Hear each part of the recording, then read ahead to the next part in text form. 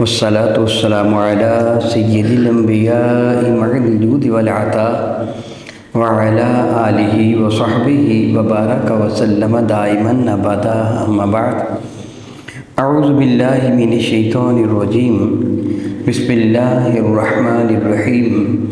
إن الله وملائكته يصلون على النبي يا أيها الذين آمنوا صلوا عليه وسلموا تسليما.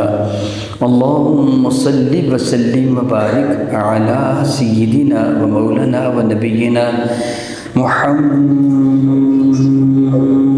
النبي الأمي الكريم وعلى آله وأصحابه أجمعين.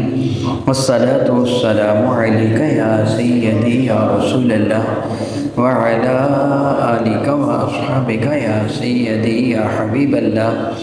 الصلاة والسلام عليك يا سيدي يا رحمة للعالمين وعلى آلك وأصحابك يا سيدي يا سيدي يا سيدي يا شفيع المذنبين.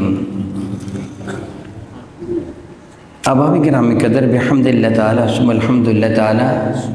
رب ذوالجلال کا بہت بڑا احسان ہوا، بہت بڑا کرم ہوا کہ رب کائنات جل وعلا نے ہم ناچیز و حقیر بندوں کو رمضان مبارک کے فیوز و برکات سے مستفیض ہونے کی توفیق و ہمت عطا فرمائی. رمضان مبارک کے بعد یہ پہلا جمعہ مبارک ہے. جو کچھ ہم نے کیا تھوڑا سا اس کا جائزہ لینا ہوگا.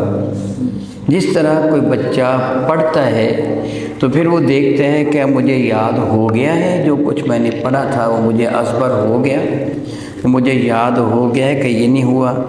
کام کرنے والا یہ دیکھتے ہیں جو کام میں کرنا چاہتا تھا کیا وہ کام مکمل ہو گیا ہے. بطور مثال آپ اپنے کپڑے دھونا چاہتے ہیں یا آپ کے اہل خانہ آپ کے کپڑے دھونا چاہتے ہیں.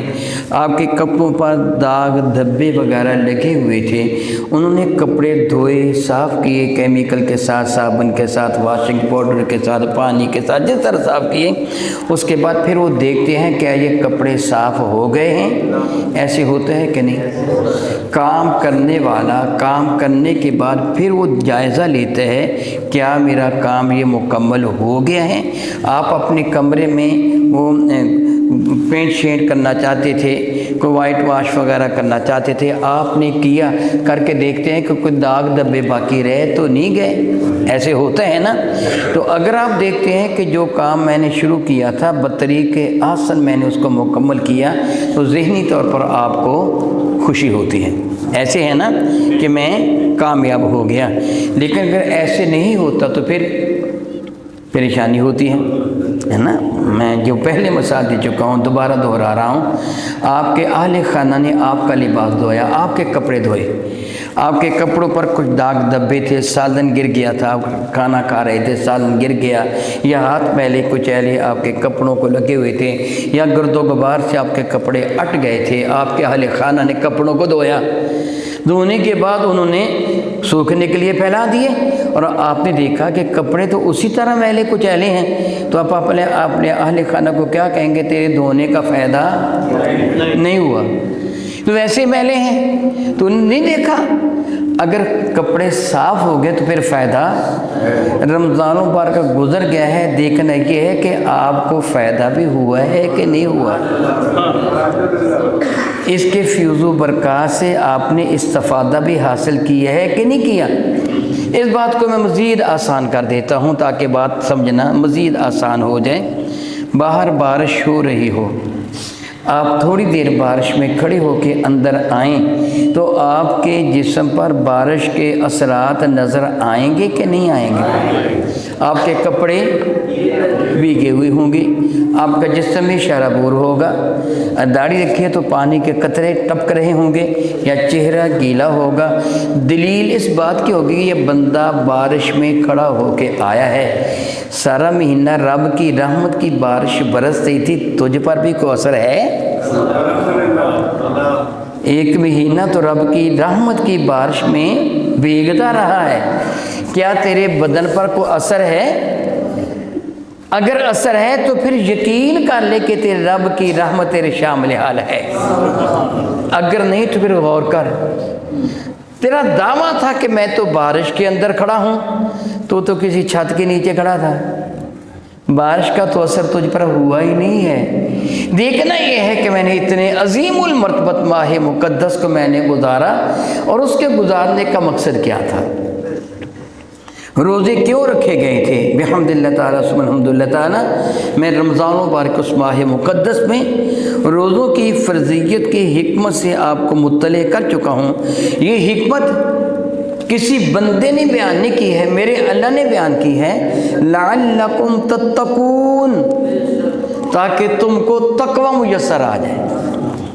کتب علیکم الصیام کما کتب علی الذین من قبلکم، روزے فرض کیے گئے ہیں جس طرح فرض کیے گئے تھے ان لوگوں پر جو تم سے پہلے تھے۔ فرض کیوں کیے گئے ہیں؟ روٹی کی بچت کے لیے، پانی کی بچت کے لیے، تجھے تندرست کرنے کے لیے، توانا کرنے کے لیے، تیرا معدہ صحیح کرنے کے لیے؟ او نہیں، یہ ساری چیزیں ثانوی ہیں، اس لیے فرض کیے گئے تھے لعلکم تتقون، تاکہ تم کو تقوی میسر آ جائے۔ روزے اس لیے فرض کیے گئے تھے۔ سوچنے کی بات ہے، کیا تم کو تقوی میسر آ گیا؟ کیا تم کامیاب ہو گئے ہو؟ کیا شیطان کے شر سے بچنے کے طور طریقے تمہیں معلوم ہو گئے ہیں؟ اتنا عرصہ تک رمضان مبارک کا پورا مہینہ رب کائنات نے سرکش شیطانوں کو، یعنی خبیث قسم کے بڑے بڑے شیطانوں کو، سارے شیطانوں کو نہیں، صرف سرکش شیطانوں کو رب نے بند رکھا تھا، اس لیے قید کر دیا تھا تاکہ تجھے اس امتحان میں رکاوٹ نہ بنانے دیں، رکاوٹ نہ بننے پائے۔ تو یہ امتحان دے چکا ہے، اب اپنے نمبر دیکھ، تجھے اس امتحان میں کامیابی کتنی میسر آئی ہے، کتنے نمبر تو نے لیے ہیں، اور اب اس کا اثر تجھ پر ہے بھی کہ نہیں ہے۔ بحمد اللہ تعالیٰ ان دنوں اتفاق کی بات ہے، روزانہ قرآن مجید فرقان مجید کا جو رات کو نماز عشاء کے بعد درس قرآن کریم ہوتا، رمضان مبارک کے دنوں میں صبح نماز فجر سے پہلے درس قرآن کریم ہوتا رہا۔ ان دنوں اتفاق کی بات ہے، سورۃ الاعراف کی ابتدائی آیات مبارکہ کی بحمد اللہ تفسیر اور ترجمہ چل رہا ہے کہ رب کائنات جل وعلا نے جب ابلیس لعین کو راندہ بارگاہ بنایا تھا، اس کو مردود بنایا تھا، اس بنا پر کہ اس نے حضرت آدم کی عزت و تعظیم و توقیر کرنے سے انکار کر دیا تھا۔ یہ اس کا جرم تھا نا، کہ جب رب کائنات جل وعلا سیدنا آدم علیہ نبی علیہ السلام کو تخلیق فرمایا تو فرشتوں کو حکم دیا تھا فَإِذَا نَفَخْتُ فِيهِ مِن رُوحِي فَقَعُوا لَهُ سَاجِدِينَ، اے میرے فرشتوں دیکھو، جب میں اپنی جانب سے اس میں روح داخل کر دوں تو تم سارے کے سارے اس کے حضور سجدہ میں گر جانا۔ تخلیق آدم کے بعد اللہ تعالیٰ نے اشیاء کے نام ان کو بتائے اور ان کو فرمایا کہ بتاؤ چیزوں کے نام کیا ہیں۔ فرشتے نہ بتا سکے، آدم علیہ السلام نے بتا دیے۔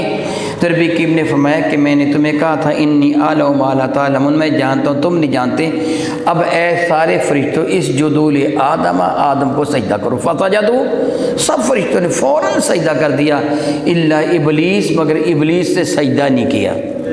نام اس کا عزازیل تھا، اس عزت کے منصب سے گرا کر اس کو ابلیس بنا دیا گیا، مردود بارگاہ قرار دے دیا گیا۔ ربی کریم نے قہر و غضب کے ساتھ فرمایا، پہلے یہ کتنی عزت والا تھا، آسمانوں پر جنت میں فرشتوں کے محفل میں اس کو عزت اور عظمت کی نگاہ سے دیکھا جاتا تھا، بڑا معزز سمجھا جاتا تھا، لیکن جب تعظیم آدم کا اس نے انکار کیا تو رب نے فرمایا فاخرج، دفع ہو جا، نکل جا، انک رجیم، تو رجیم ہے، راندہ بارگاہ ہے، تو مردود ہے۔ رجم کرنا کہتے ہیں دور سے پتھر مارنا، جس طرح معدلہ زانی کو رجم کیا جاتا ہے، دور سے پتھر مارے جاتے ہیں۔ انک رجیم، تجھ پر میری لعنت کے پتھر برس رہیں گے قیامت تک۔ اب جرم تیرا کیا ہے؟ کیا عبادت تو نہیں کرتا تھا؟ میں نہیں جانتا کتنا عرصہ اس نے عبادت کی تھی، میرا اللہ جانتا ہے، ہزاروں سال کا بھی تھا کہ لاکھوں کا سال کا، اس نے کروڑوں سال عبادت کی تھی یا اربوں سال عبادت کی تھی، حقیقت سے میرا اللہ واقف ہے۔ مفسرین اکرام کی روایات نقل کرتی اتنا بڑا عابد تھا، کیا ضرورت ہے مجھے اس بات میں پڑھنے کی کہ اتنا بڑا عابد تھا، لیکن یقین تھا بڑا عابد۔ اس نے رب کی عبادت کا انکار تو نہیں کیا تھا، رب کو سجدہ کرنے سے انکار تو نہیں کیا تھا، اللہ تعالیٰ کا انکار تو نہیں کیا تھا، جنت کا انکار تو نہیں کیا تھا، جہنم کا انکار تو نہیں کیا تھا، فرشتوں کے اندر وہ خود رہتا تھا، جنت و دوزخ کو جانتا تھا، انکار نہیں کیا تھا، رب کی توحید کا انکار نہیں کیا تھا، تو انکار کس چیز کا کیا تھا؟ عظمت آدم کے سامنے سر نہیں جھکایا تھا، حضرت آدم کی عظمت کو نہیں مانا تھا، رب نے فرمایا نکل جا، دفع ہو جا، تو راندہ بارگاہ ہے، اب قیامت تک تجھ پہ میری لعنت ہے۔ پھر اس بدبخت نے کیا کہا تھا؟ فَبِعِزَّتِكَ لَأُغْوِيَنَّهُمْ أَجْمَعِينَ، پھر مجھ کو بھی تیری عزت کی قسم ہے، جس انسان کو سجدہ نہ کرنے کی پاداش میں تو نے مجھے راندہ بارگاہ بنایا، اس سے تو بھی ایک سجدہ بھی شاید کیا کہ نہیں کیا، یہ تو بھی پیدا ہوا ہے، میں اتنی طویل عرصے کا عابد و زاہد متقی پرہیزگار، ساری کی ساری میری عبادت اس لیے برباد ہوگی کہ میں نے اس کی تعظیم نہیں کی۔ اب میں دیکھوں گا یہ تیری کتنی عبادت کرتا ہے، میں دیکھوں گا یہ تیرا کتنا فرما بردار ہے، تو سے کتنی وفا کرتا ہے، میں تو تیرے حکم سے ترتابی نہیں کرتا تھا، کروڑوں یا اربوں سال تک میں نے تیرا حکم مانا، میں دیکھوں گا یہ تیرا کتنا حکم مانتا ہے، میں اس کو آزماؤں گا۔ تو رب کریم نے فرمایا تھا جا دفع ہو جا۔ پھر اس نے قسم اٹھائی تھی کہ میں ہر انسان کے من بین ایدیہم و من خلفہم، ان کے آگے بھی، ان کے پیچھے بھی، ان کے دائیں بھی، ان کے بائیں بھی، ایک ایک بندے کے پیچھے چار چار شیطانوں کو مقرر کر دوں گا، اور کہاں بیٹھوں گا؟ لَأَقْعُدَنَّ لَهُمْ صِرَاطَكَ الْمُسْتَقِيمَ، میں تیری سیدھی راہ پر بیٹھوں گا، ان کو گمراہ کروں گا، سیدھی راہ پر بیٹھ کر ان کو گمراہ کروں، ایک ایک بندے کے پیچھے چار چار شیطانوں کو لگا دوں گا، اور تو ان میں اکثر کو پائے گا یہ تیرا شکر نہیں کریں گے، تجھ پر اعتراض کریں گے، تیری شان میں گستاخیاں کریں گے۔ اللہ اکبر، شیطان نے ایک گستاخی کی، راندہ بارگاہ بنا دیا گیا، اور تو کتنی گستاخیاں کرتا ہے، اس نے ایک نافرمانی کی، اس کا یہ حش ہے، اور تو کتنی نافرمانیاں کرتا ہے، اس نے کہا تھا یہ نافرمانیاں کرے گا، تو رب کریم نے فرمایا تھا ٹھیک ہے اے بدبخت، تو ایک ایک بندے کے پیچھے چار چار شیطانوں کو لگا دیں، میں بھی اپنی عزت کی قسم اٹھا کے کہتا ہوں جب میرا بندہ میرے حضور توبہ کرے گا میں اس کے سارے گناہ معاف فرما دوں گا۔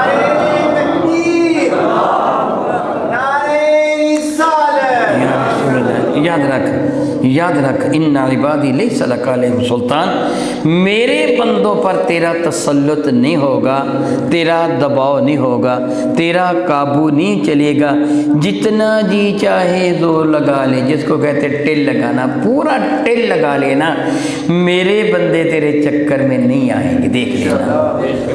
اب رب کائنات نے تجھے ایک پریکٹس کروائی ہے شیطان کو ذلیل کرنے کے لیے، ایک پریکٹس کروائی ہے بحمد اللہ تعالیٰ۔ میں غالباً کل یا پرسوں رات یہ بیان کر رہا تھا، کل رات کی غالباً بات ہے یا آج رات کی، بیان کر رہا تھا کہ رب کائنات، آج رات ہی کی بات ہے، قرآن پاک کی تفسیر بیان کرتا ہوا میرے وہ دوست جنہوں نے قرآن پاک کی تفسیر پڑھی ان کو یاد ہوگا، میں بیان کر رہا تھا کہ رب کائنات نے جب ابلیس لعین کو راندہ بارگاہ بنا دیا، اس کو تو جنت کی عزت و عظمت والی جگہ سے نکال کر رب کریم نے ذلت کے کنویں میں پھینک دیا۔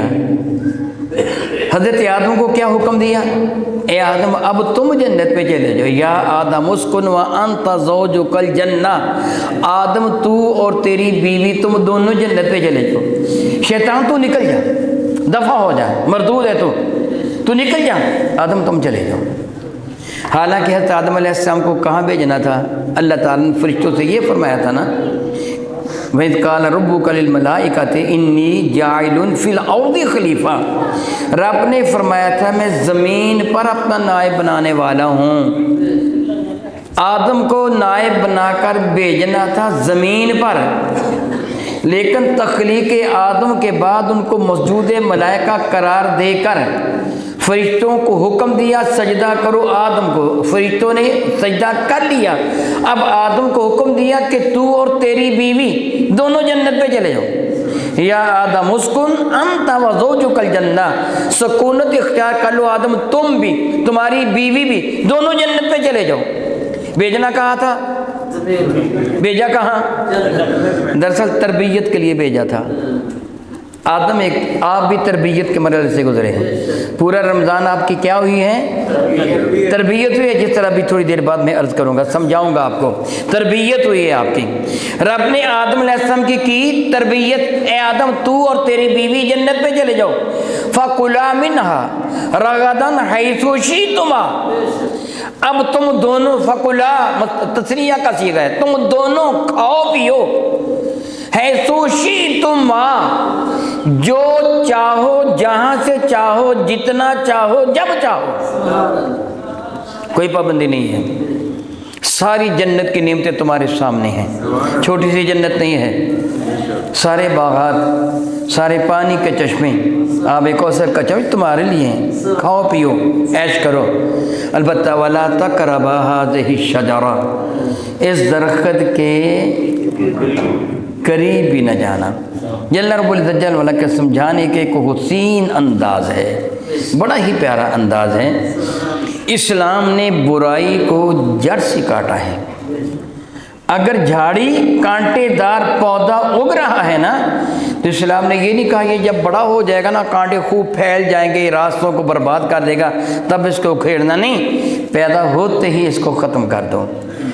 آگ کی چنگاڑی پہلے لمحے میں بجھ جائے، جب یہ بڑا کر وہ شعلہ نوالا بن جائے، وہ خرمن کو جلا کے خاک کر دے، پھر تو نے آگ کو بجھایا تو کیا بجھایا؟ اس کو پہلے مرحلے پر ہی ختم کر۔ وَلَا تَقْرَبُوا الزِّنَا، یہ نہیں کہا کہ زنا نہ کرو، وَلَا تَقْرَبُوا الزِّنَا، اس کے قریب بھی نہ جاؤ۔ انہوں ساری چیزیں تو جس گناہ کی طرف مائل کرنے والی ہیں، عورت کے ساتھ تنہائی میں بیٹھنا، لوچدار آواز سے گفتگو کرنا، عورت کا بے پردہ ہو کے باہر نکلنا، میک اپ کر کے باہر نکلنا، برقیلا لباس پہن کے باہر نکلنا، تیرا گانوں کا سننا، غلط تصاویر کا دیکھنا، غلط میڈیا کا استعمال کرنا، یہ ساری چیزیں کس سے حرام کی؟ وَلَا تَقْرَبُوا، اس چیز کے قریب بھی نہ جانا، یعنی وہ کام نہ کرنا جو تجھے اس چیز کی رغبت دلانے والا ہو، اس کی طرف مائل کرنے والا ہو۔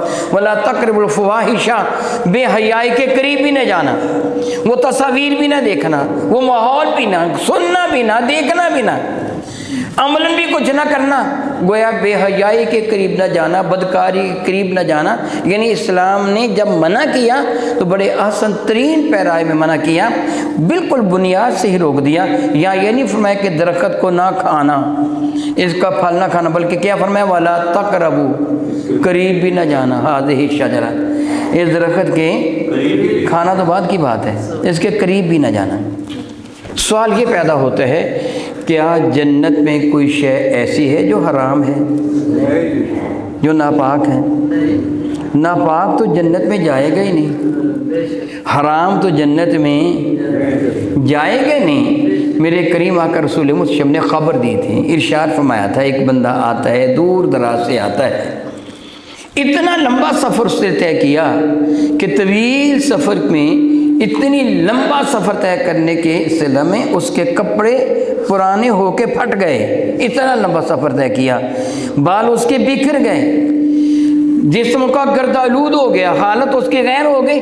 اس زمانہ میں اتنا سہل اور آسان سفر تو نہیں تھا جتنا آج ہے۔ اس زمانہ میں لوگ پیدل سفر کرتے تھے، کافروں کی شکل میں، گھوڑوں پر، گدھوں پر، اونٹوں پر، بیل گاڑیوں پر، کچروں پر وہ سفر کرتے تھے۔ اس زمانہ میں سفر اتنا آسان نہیں تھا، دور دراز کا سفر طے کر کے آیا، اتنا لمبا سفر شاید کئی ہفتے یا کئی مہینے لگ گئے کہ اس کے کپڑے بھی پرانے ہو کے پھٹ گئے، غسل کا وقت ہی نہیں ملا، جسم میل سے اٹ گیا، بال بکھر گئے، داڑھی کے سر کے حالت غیر ہو گئی۔ میرے نبی نے فرمایا وہ رو رو کر آ کر دعا مانگتے مگر اس کی دعا قبول نہیں ہوتی۔ وہ کیا کرے؟ رو رو کر، کیا بلا؟ رو رو کر دعا مانگتے۔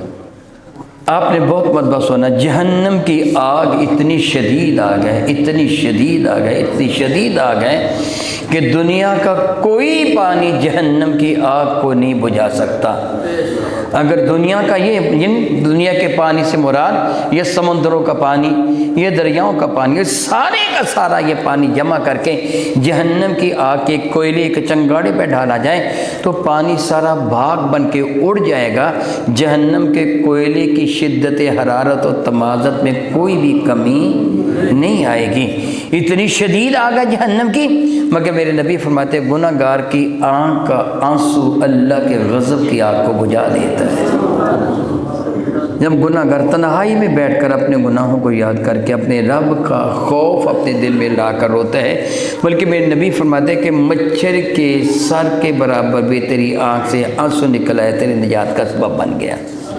گناہ گار کی آنکھ کا آنسو جہنم کی آگ بجھا دیتا ہے، اور جس کے پاؤں پہ گرد و غبار پڑ جائے اللہ اس پہ جہنم کی آگ حرام قرار دیتا ہے۔ یہ بندہ رو بھی رہا ہے، اس کا جسم بھی میل کل چیز سے ہٹ گیا، اس کے کپڑے بھی پھٹ گئے، چتھڑوں میں تبدیل ہو گئے، یہ رو رو کر دعا مانگ رہا ہے۔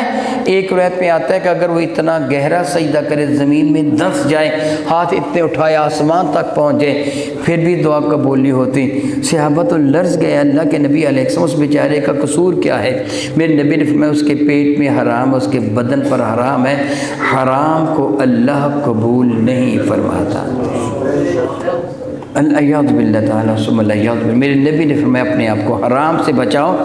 کسی نے 10 درہم کا لباس خریدا، اس میں 9 درہم ذریعہ حلال سے تھے، 1 درہم ذریعہ حرام سے تھا، اس کو پہن کر اس نے نماز پڑھی، اللہ اس کی نماز کو قبول نہیں فرماتا، مردود ہوتی اس کی نماز۔ الیاذ باللہ تعالیٰ ثم الیاذ باللہ تعالیٰ۔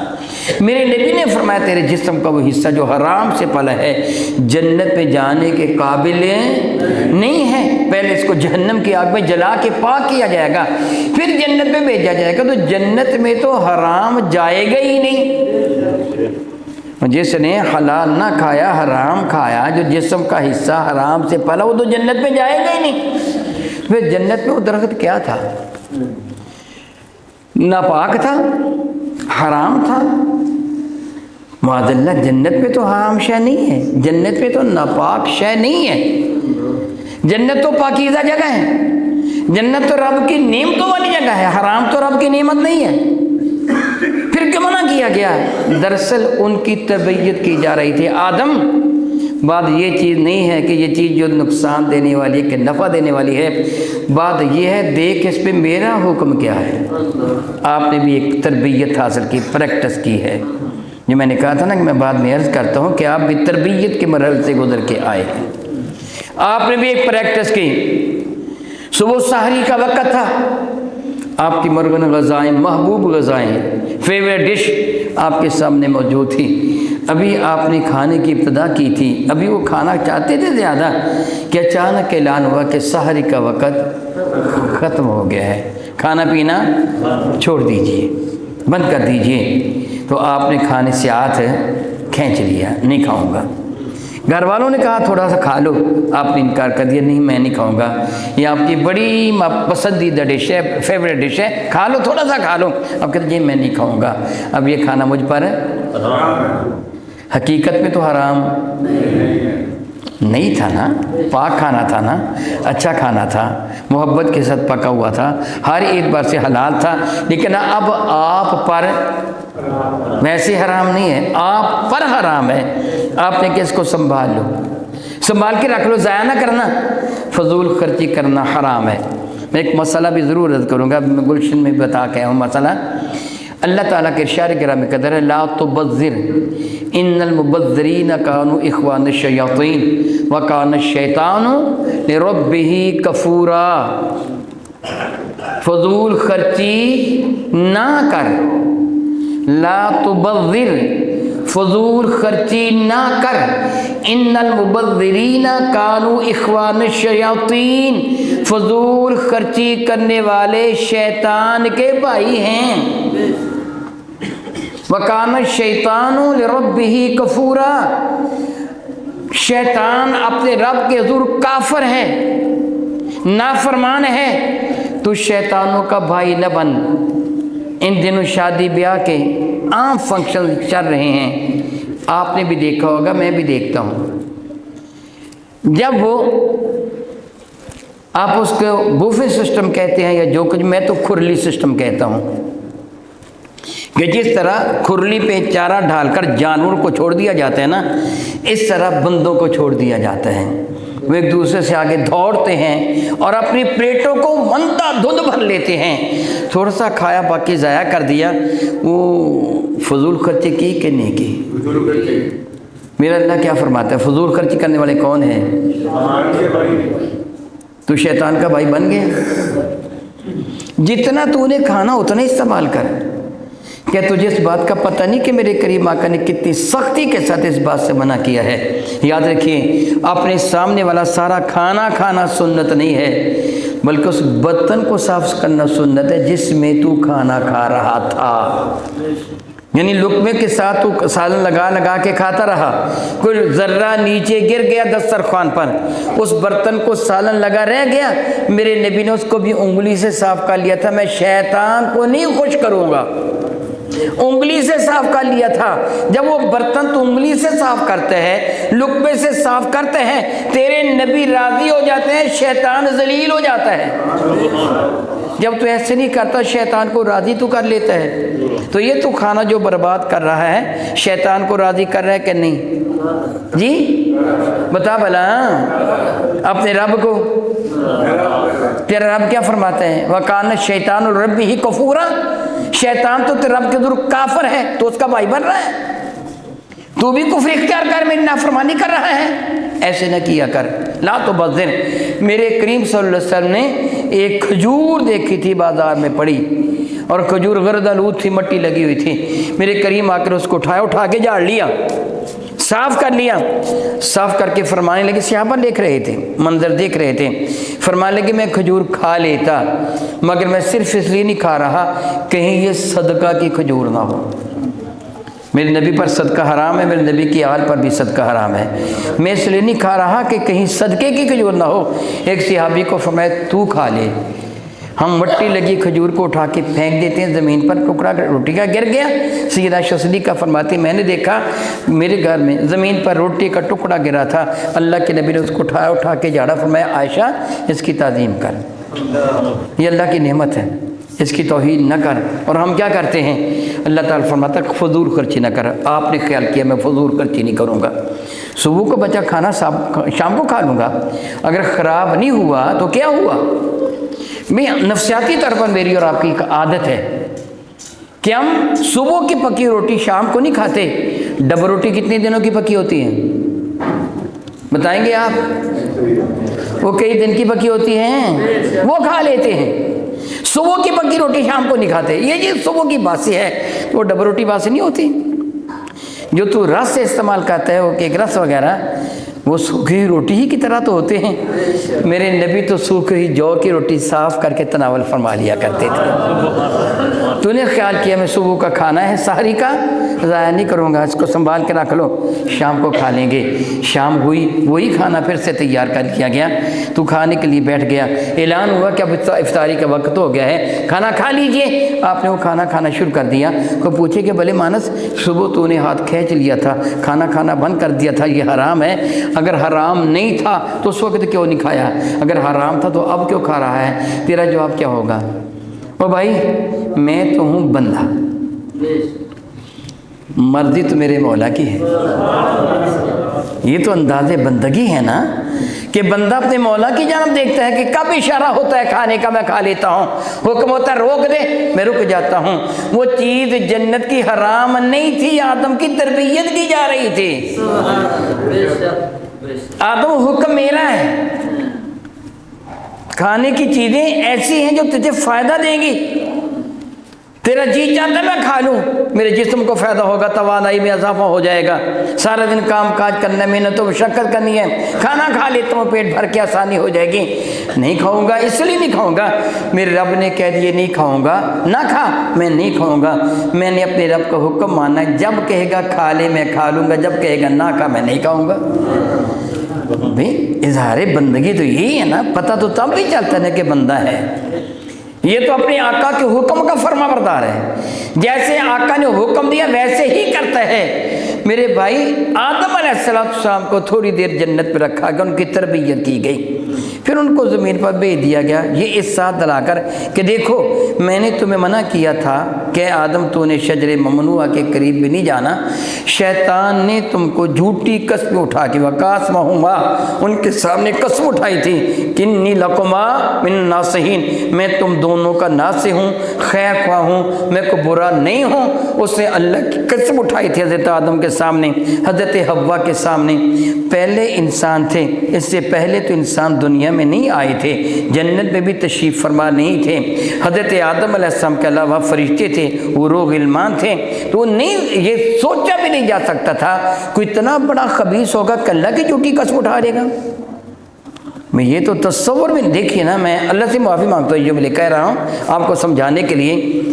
کوئی بندہ بظاہر وہ امام مسجد بھی ہو، جس طرح الحمدللہ تعالیٰ اللہ نے مجھے ایک نوکری کا، اللہ تعالیٰ جل وعلا نے یہ الحمدللہ تعالیٰ مجھے توفیق و ہمت عطا فرمائی ہے کہ میں دین کا ایک نوکر ہوں۔ میں ممبر پہ کھڑا ہو کر اپنے ہاتھ میں قرآن پاک پکڑے کے کہوں جی اللہ کی قسم یہ بات سچ ہے، تو آپ انکار کرنے سے گریز کریں گے، ایسے ہے نا؟ کیوں یار شاہ جی ممبر پر بیٹھ کر، مسجد میں بیٹھ کر قرآن ہاتھ میں لے کر اللہ کی قسم اٹھا رہے ہیں، یہ بات سچ ہی ہوگی، ایسے ہے نا؟ تو آدم تو سوچ بھی نہیں سکتے تھے کہ جنت جیسا مقام ہو، اور یہ فرشتوں کی جگہ ہے، ہر چہار جانب پاکیزگی ہی پاکیزگی ہے، طہارت ہی طہارت ہے، عظمت ہی عظمت ہے، شرف ہی شرف ہے، کرامت ہی کرامت ہے۔ کیا ایسے ماحول میں کوئی خبیث اللہ کی جھوٹی قسم اٹھا سکتا ہے؟ نہیں۔ اس لیے اس کے دھوکے میں آ گئے تھے۔ دراصل رب کائنات کچھ احساس دلانا چاہتا تھا، آدم میں تم کو بتانا چاہتا ہوں یہ خبیث تمہیں دھوکہ دے گا، تیری اولاد کو دھوکہ دے گا، یہی احساس دلانا چاہتا ہوں۔ جب تک تجربہ نہ ہو پوری طرح بات کی تصدیق نہیں ہوتی۔ ایک دفعہ آگ ہاتھ کو جلا دینا پھر بندہ بڑا بچتا ہے، یہ پہلے جل گیا تھا۔ آدم علیہ السلام کے ساتھ یہ واقعہ جنت میں پیش آیا ہماری نصیحت کے لیے، وہ تو دوبارہ جنت پہ چلے گئے۔ ہمیں ایک احساس دلا دیا گیا کہ یہ خبیث تمہارا مخالف ہے، تمہارا دشمن ہے۔ قیامت کے دن اللہ رب العزت جل وعلا ارشاد فرمائے گا، جس طرح سورہ یاسین میں ارشاد فرماتا ہے الم احد الیکم یا بنی آدم اللہ تعبدوا الشیطان، وہ انسان کے بیٹے، وہ بندے نے پترا انسان کے بیٹے، الم احد الیکم یا بنی آدم، اے آدم کے بیٹے کیا میں نے تجھ سے یہ وعدہ نہیں لیا تھا اللہ تعبدوا الشیطان، شیطان کے پیچھے نہ چلنا، کہ انہ لکم عدو مبین، یہ تمہارا اعلانیہ دشمن ہے، اس سے قسم اٹھا رکھی ہے کہ میں انسان کو نہیں چھوڑوں گا، اپنے ساتھ جہنم میں لے کے جاؤں گا۔ کیا تجھے بتایا نہیں تھا؟ قرآن پاک میں بار بار اس واقعہ کا ذکر نہیں کیا کہ شیطان تیرا دشمن ہے، تیرے باپ کا دشمن ہے، تیری ماں کا دشمن ہے؟ بے وقوف سے اپنا دشمن جان، میں تیرا رب ہوں، میرا حکم مان، شیطان کے پیچھے نہ چل۔ تو پھر بھی شیطان کے پیچھے چلا۔ آدم علیہ السلام سے وہ تربیت کی گئی ان کی، ہمیں بھی اس تربیت کے مرحلے سے گزارا گیا، اور اتنی دیر تک کیا ہماری حفاظت کی گئی؟ سرکش شیطانوں کو بند کر دیا گیا، حکم دیا گیا تم روزے رکھو، حلال کھانا چھوڑ دو، ساری ختم ہو جائیں تو حلال کھانا چھوڑ دو۔ کیوں چھوڑ دو؟ کہ رب کا حکم ہے، اے رب حکم دے تو حلال بھی نہ کھا، چے جائے کہ تو حرام کھائے۔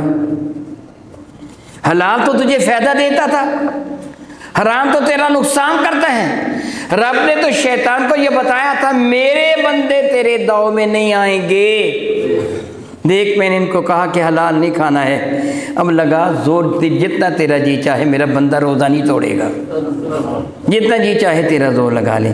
پھر ایمان والا روزہ نہیں توڑتا، وضو کرتے ہیں، پانی منہ میں ڈالتے ہیں، کیا مجال ہے قطرہ پانی کا الگ سے نیچے جانے دے، نہیں توڑتا، شیطان کو ذلیل کرتا ہے۔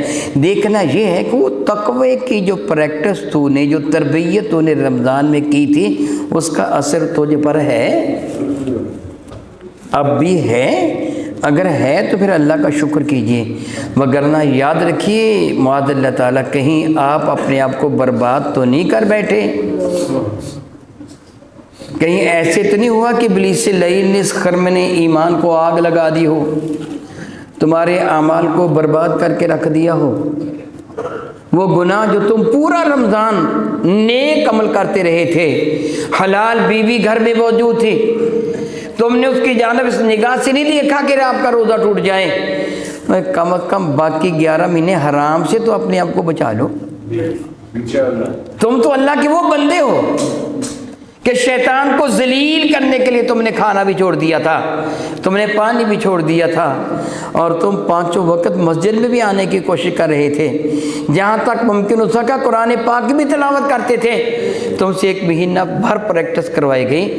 इधर वो माह मुक़द्दस का चाँद ग़ुरूब हुआ, अगला चाँद तुलू हुआ, और इधर शैतान के बंधन खुल गए, उसने तुम पे हमला कर दिया, तो फिर उसके चेले बन गए। ऐसे तुमने क्यों किया? तुम्हें क्या हुक्म दिया गया था कि देखो तुमने मुसलसल मेहनत करके अपने नामे अमाल में नेकियों का गरा कदर अजाफा कर लिया है। खुदा न खासा अब अपने आप को बर्बाद न करना, शैतान को जलील करना।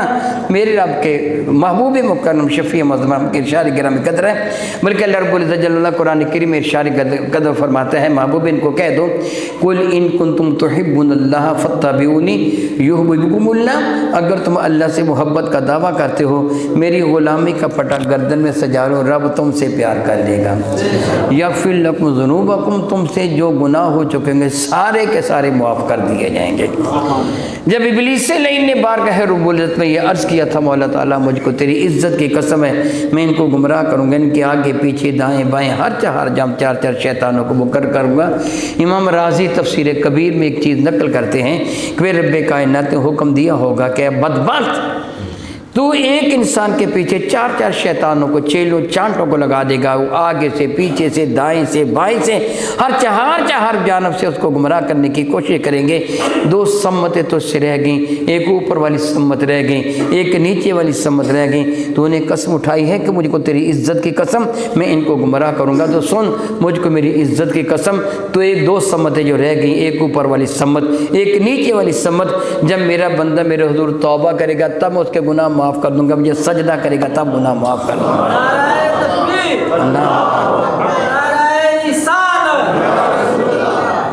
कितनी मरतबा आप सुन चुके हैं, कितनी मरतबा आप सुन चुके हैं कि नमाज पढ़ने से गुनाह मुआफ़ कर दिए जाते हैं। कितनी मरतबा मैं हदीस मुबारक आपको सुना चुका हूँ मेरे नबी के हवाला से कि नमाज पढ़ने वाले के गुनाह मुआफ़, इन्नल हसनात युज़हिबन सय्यिआत, नेकियां गुनाहों को बहा के ले जाती हैं। ज़ालिका ज़िक्रा लिज़्ज़ाकिरीन, ये नसीहत है नसीहत कबूल करने वालों के लिए। तूने रमज़ान मुबारक में नमाज की प्रैक्टिस की है ना, तो अब इसको तर्क ना करना। शैतान चाहेगा कि तू नमाज को छोड़ दे, तो गुनाह आलूद ज़िंदगी फिर से बसर करना शुरू कर दे। अल्लाह याज़ बिल्लाह ताला। शैतान का कहना ना मानना, अपने रब के रज़ा की खातिर उसके हुजूर इज़्ज़त व एहतराम के साथ खड़े हो जाया करना। तेरा रब तेरे गुनाहों को मुआफ़ फरमाता रहेगा, शैतान को जलील करता रहेगा। बसूत दीगर शैतान तुझ पे काबू पाएगा।